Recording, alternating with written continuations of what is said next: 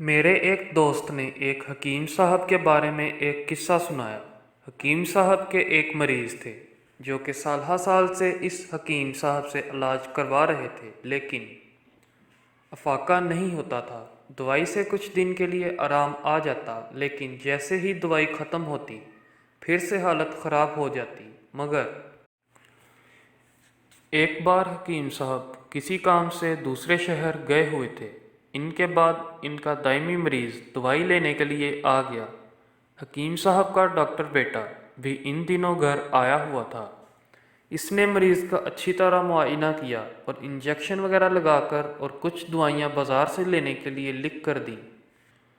مریض نے ہفتہ 10 دن دوائی لی اور بالکل تندرست ہو گیا۔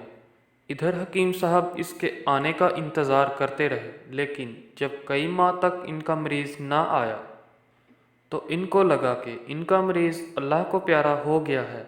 ایک دن ایسے ہی ان کا مریض پھرتے پھراتے ان کے دواخانے آ پہنچا۔ اس کو زندہ دیکھ کر ان کو مسرت ہوئی۔ حال احوال پوچھنے کے دوران مریض نے ان کو اپنی صحت یاب ہونے کی خوشخبری سنائی اور ان کے بیٹے کی بہت تعریف کی۔ حکیم صاحب کو دل ہی دل میں بیٹے پر بہت غصہ آیا، لیکن اوپر سے انہوں نے بھی خوشی کا اظہار کیا۔ کچھ دنوں بعد ان کا ڈاکٹر بیٹا چھٹی پر گھر آیا تو حکیم صاحب نے اپنے بیٹے کو خوب ڈانٹ پلائی اور بولے، کم بخت، اسی مریض کی بدولت تجھے پڑھایا لکھایا، ڈاکٹر بنایا، ابھی تیری بہن کی شادی بھی کرنی تھی، تو نے پہلے ہی میرے بزنس کا اہم بندہ ضائع کر دیا۔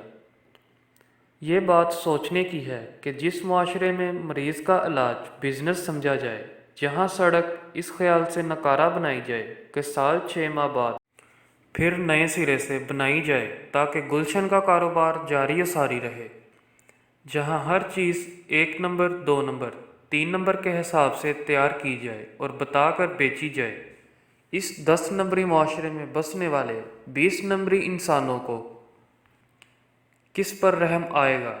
جب میں تم سے صرف اس صورت میں بچ سکتا ہوں کہ اپنی آنکھیں کھلی رکھوں، جہاں مسجد میں نماز پڑھ کر اپنے جوتے غائب نہ ہونے پر دل کی گہرائیوں سے رب کا شکر ادا کیا جاتا ہو، اس پاپوش نگر میں انسان سے زیادہ جوتا مہنگا ہو جائے تو تعجب کیسا؟